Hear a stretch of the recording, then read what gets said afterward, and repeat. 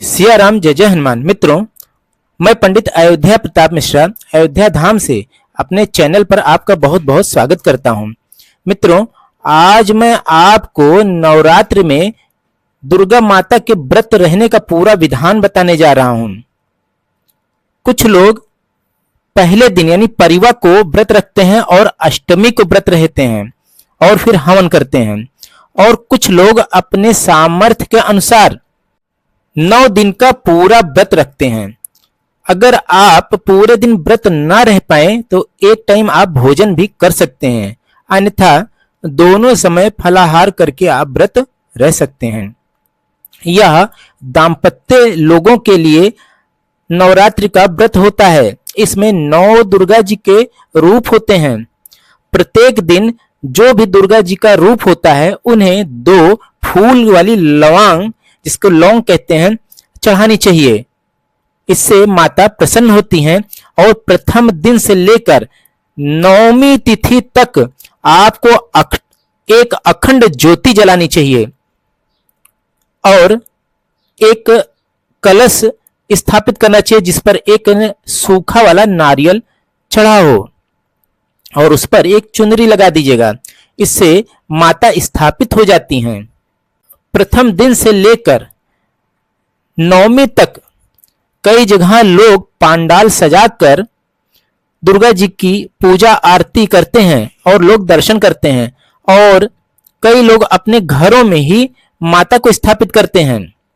तो चलिए जानते हैं कि दुर्गा जी के कौन कौन से रूप होते हैं। प्रथम शैलपुत्री माता होती हैं। हिमालय की पुत्री होने के कारण उनका यह नाम शैलपुत्री पड़ा है, जो कि शक्ति और स्थिरता का प्रतीक है। द्वितीय ब्रह्मचारिणी माता हैं। तपस्या, ज्ञान और संयम की देवी हैं। इनका स्वरूप सादगी भरा है।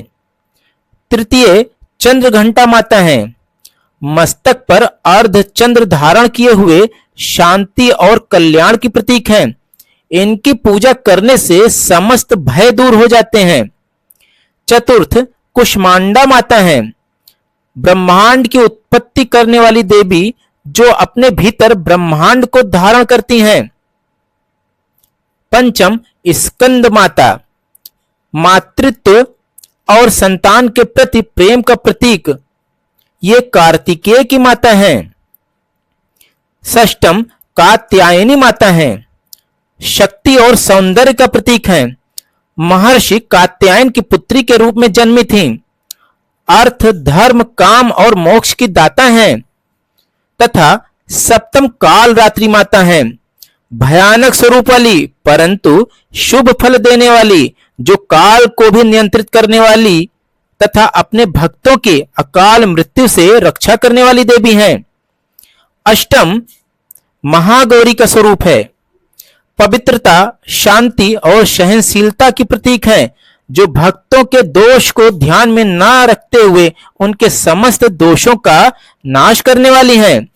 और नवम सिद्धदात्री माता है। सभी सिद्धियों की दाता, जो भक्तों को बल, बुद्धि, विवेक और रिद्धि सिद्धि देने वाली तथा समस्त मनोकामनाओं को पूर्ण करने वाली देवी हैं। यह 9 देवी के स्वरूप हैं। इन्हें आप प्रतिदिन श्रद्धा पूर्वक 2-2 लवंग इनके नाम से अवश्य इनके चरणों में समर्पित करिए। देखिएगा माता आपकी सभी कामनाओं को पूरा करेंगी। मित्रों, अष्टमी तिथि को कई लोग हवन करते हैं और कई लोग 9वीं को हवन करते हैं। जब भी आपको उचित लगे अष्टमी या 9वीं व्रत रहकर आपको नारियल और चुनरी, पानी वाला नारियल चढ़ाकर फोड़ना चाहिए और हवन करना चाहिए। तथा सामर्थ्य अनुसार आपको 9 कन्याओं को तथा एक वरुआ ब्राह्मण, जो कि बालक स्वरूप होते हैं, उन्हें भोजन कराना चाहिए। 9 कन्याएं माता के 9 रूपों के स्वरूप होती हैं और बरुआ ब्राह्मण जो होते हैं वो भैरव का स्वरूप होते हैं। इन्हें आप भोजन कराकर चरण स्पर्श करके आशीर्वाद लीजिए और जो भी सामर्थ्य हो इनको भेंट दीजिए।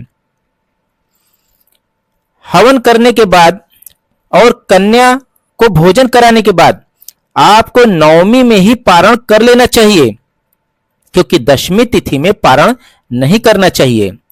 जोत को जलने देना चाहिए जब तक वह जले। तत्पश्चात भोजन करने के पूर्व ही आपको अन्नदान और कुछ अर्थदान ब्राह्मण को करना चाहिए। इसके लिए आप चावल, दाल, आटा, कुछ सब्जियां, नमक, घी और कुछ द्रव्य लेकर, थोड़ा मीठा भी उसमें रख दीजिएगा, एक थाली में रखकर आप माता का ध्यान करते हुए दान स्वरूप निकाल दीजिएगा और किसी मंदिर या किसी योग्य ब्राह्मण को या किसी भी भूखे को वह आप दान दे सकते हैं। आपको व्रत का फल प्राप्त होगा। मित्रों, यह है सरल विधि। आपको दान, पूजा आदि करने के पश्चात ही नवमी तिथि बीतने के पूर्व ही पारण कर लेना चाहिए, क्योंकि दशमी तिथि में पारण नहीं करना चाहिए। और जो हवन की सामग्री आपने चढ़ाई है वह हवन ठंडा होने के पश्चात आप नदी में प्रवाहित कर दीजिएगा। मित्रों, इसी तरीके से अच्छे अच्छे वीडियो और पूजा विधि आदि जानने के लिए तथा ज्योतिष से संबंधित कोई भी बात जानने के लिए हमारे चैनल से आप जुड़ जाइए। मिलते हैं फिर नए वीडियो और नए शॉर्ट के साथ में। तब तक के लिए जय सिया राम, जय जय हनुमान।